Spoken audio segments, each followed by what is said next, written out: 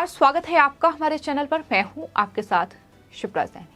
उत्तर प्रदेश के मुख्यमंत्री योगी आदित्यनाथ को उनके कड़े फैसले लेने के लिए उन्हें जाना जाता है। जिस तरीके के फैसले, जिस तरीके की कार्रवाई उन्होंने दंगइयों पर की है, माफियाओं पर की है, वो सिर्फ देश ने ही नहीं बल्कि दुनिया ने देखी है। और यही वजह है कि दुनिया भर में भी उत्तर प्रदेश के मुख्यमंत्री योगी आदित्यनाथ तारीफ बटोर चुके हैं। आपको ये भी बता दें कि देश के कई राज्यों में रामनवमी और हनुमान जयंती के मौके पर शोभा यात्रा निकली और उस दौरान दंगे जैसी परिस्थितियां नजर आई। दंगे जैसी स्थिति देश भर में उत्पन्न हो गई, लेकिन वहीं यूपी काफी शांत रहा है। फिर चाहे वो लाउड स्पीकर को लेकर विवाद हो या इस तरीके से शोभा यात्रा के दौरान हुई हिंसा हो।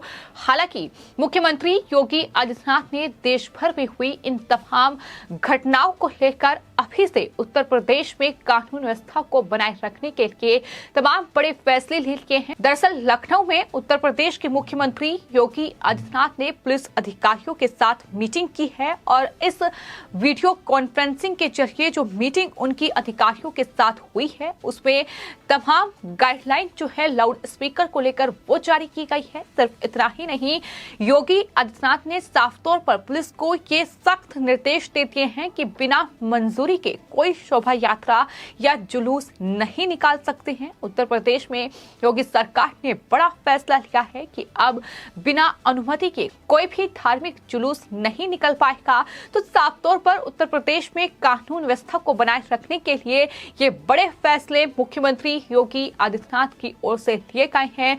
उत्तर प्रदेश में लाउड स्पीकर के इस्तेमाल को लेकर भी एक अहम गाइडलाइन जो है वो मुख्यमंत्री योगी आदित्यनाथ ने जारी कर दी है।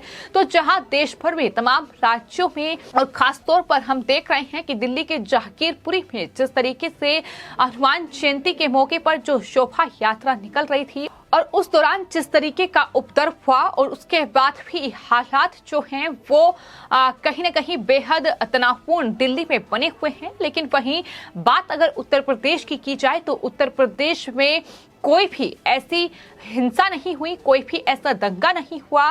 कहीं भी दंगइयों ने इतनी हिम्मत नहीं की कि वो इस तरीके से शोभा यात्रा को टारगेट कर सके। इसका जिक्र उत्तर प्रदेश के मुख्यमंत्री की ओर से भी किया गया था। लेकिन अब आपको बता दें, जो नई गाइडलाइन, एक अहम गाइडलाइन लाउड स्पीकर को लेकर, धार्मिक जुलूस को लेकर, धार्मिक शोभा यात्रा को लेकर उत्तर प्रदेश के मुख्यमंत्री की ओर से जारी की गई है। आपको ये बता दें कि मुख्यमंत्री योगी आदित्यनाथ ने अधिकारियों से बातचीत करते हुए ये साफ तौर पर कहा है कि सभी लोगों को अपनी धार्मिक विचारधारा के मुताबिक अपनी उपासना पद्धति को मानने की स्वतंत्रता है और इसके लिए माइक और साउंड सिस्टम का इस्तेमाल भी किया जा सकता है। लेकिन यह सुनिश्चित किया जाए कि साउंड सिस्टम की आवाज उस धार्मिक परिसर से बाहर ना जाए। यानी ये साफ तौर पर कहा गया है। और दूसरे लोगों को, आपके जो धार्मिक जुलूस आप निकाल रहे हैं, आप अगर शोभा यात्रा निकाल रहे हैं तो उससे कोई परेशानी नहीं होनी चाहिए, कोई असुविधा नहीं होनी चाहिए। इस पर भी उत्तर प्रदेश के मुख्यमंत्री ने साफ तौर पर निर्देश जो है वो अधिकारियों को दिए हैं। मुख्यमंत्री ने ये कहा है कि साउंड सिस्टम इस्तेमाल की अनुमति केवल इसी शर्त पर दी जा सकती है कि इससे दूसरे लोगों को कोई असुविधा नहीं होनी चाहिए।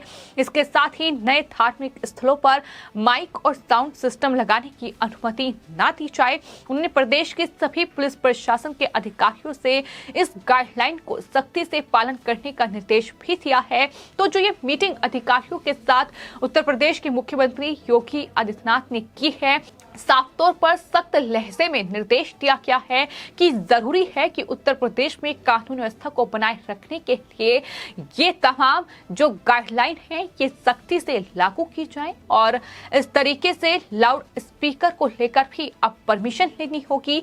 और साथ ही ये भी कहा गया है कि जो साउंड सिस्टम है, जो माइक है, उसका इस्तेमाल भी अब सिर्फ और सिर्फ अनुमति के साथ ही इस्तेमाल उसका किया जा सकता है। तो ये तमाम बड़ी बातें हैं जो मुख्यमंत्री योगी आदित्यनाथ की ओर से कही गई हैं। और आपको ये बता दें कि वीडियो कॉन्फ्रेंसिंग के जरिए जब अधिकारियों को सीएम योगी संबोधित कर रहे थे तो उन्होंने अधिकारियों से उत्तर प्रदेश की कानून व्यवस्था की पूरी डिटेल भी मांगी और इसके बाद धार्मिक स्थलों पर लाउड स्पीकर को लेकर नई गाइडलाइन उनकी तरफ से जारी की गई। उन्होंने अधिकारियों को साफ तौर पर ये चेतावनी दे दी है कि गाइडलाइन का पालन न करवाने वाले पर दोषी अफसरों के खिलाफ सख्त कार्रवाई की जाएगी। यानी सिर्फ इन्हीं लोगों को नहीं बख्शा जाएगा जो गाइडलाइन का पालन नहीं कर रहे हैं, बल्कि जो गाइडलाइन का पालन नहीं करवा रहे हैं यानी जिनकी जिम्मेदारी है, यानी तमाम पुलिस अधिकारी, तमाम जो पुलिसकर्मी हैं, उनकी ये जिम्मेदारी है कि इस तरीके से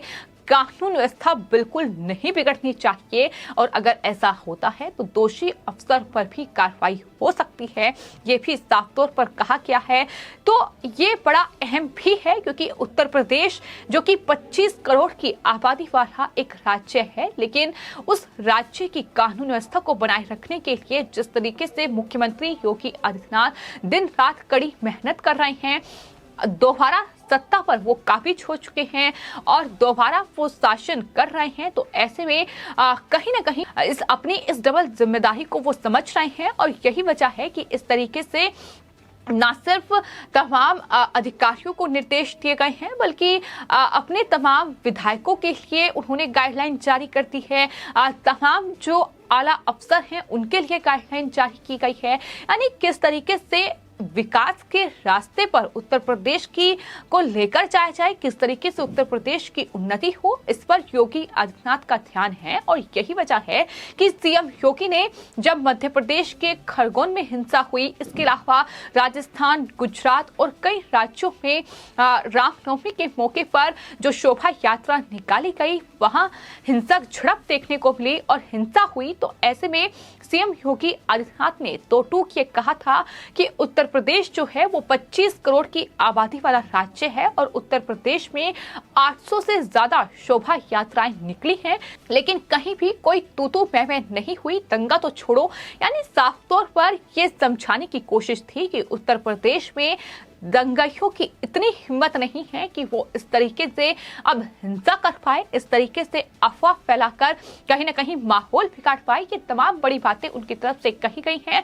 कुल मिलाकर बड़ा फैसला सीएम योगी आदित्यनाथ की ओर से लिया गया है और जरूरी भी है क्योंकि ईद और अक्षय तृतीया का जो त्योहार है वो आ रहे हैं। तो ऐसे में ये जरूरी जो फैसले हैं कि मुख्यमंत्री योगी आदित्यनाथ की ओर से लिए गए हैं। और जिस तरीके से देश भर के कई राज्यों में लाउड स्पीकर को लेकर भी विवाद छिड़ा हुआ है, खासतौर पर बात अगर महाराष्ट्र की जाए तो वहां मनसे प्रमुख राज ठाकरे लगातार 3 मई तक लाउड स्पीकर को बैन करने की मांग कर रहे हैं। उन्होंने साफ तौर पर चेतावनी उद्धव ठाकरे को दे दी है कि अगर 3 मई तक लाउड स्पीकर मस्जिदों से नहीं हटे तो वो मस्जिदों के बाहर हनुमान चालीसा का पाठ पढ़ेंगे। लेकिन इसी के साथ साथ आपको ये भी बता दें कि उत्तर प्रदेश के मुख्यमंत्री ने ये भी साफ तौर पर इन दंगाइयों को और इन तमाम लोगों को चेतावनी जारी की है कि अगर कोई भी शरारतपूर्ण बयान सामने आता है, अगर कोई भी ऐसा बयान सामने आता है जिससे हिंसा भड़क सकती है या दंगा भड़क सकता है, तो उस पर भी सख्त एक्शन लिया जाएगा। यानी ये बड़े फैसले हैं जो मुख्यमंत्री योगी आदित्यनाथ की ओर से अफसरों के साथ मीटिंग करके लिए गए हैं। और आपको ये भी बताते हैं कि फिलहाल जो है तमाम अधिकारियों की छुट्टियां जो हैं वो 4 मई तक रद्द कर दी गई हैं।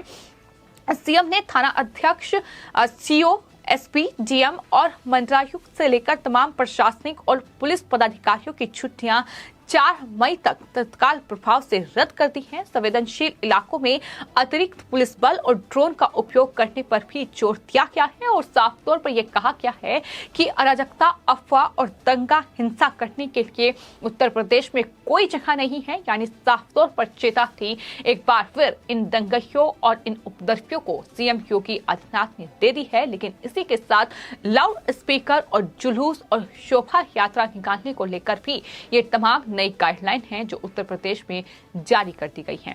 फिलहाल आपकी इस पूरे मामले पर क्या राय है, हमें कमेंट बॉक्स में जरूर लिखें और चैनल को सब्सक्राइब करें। धन्यवाद।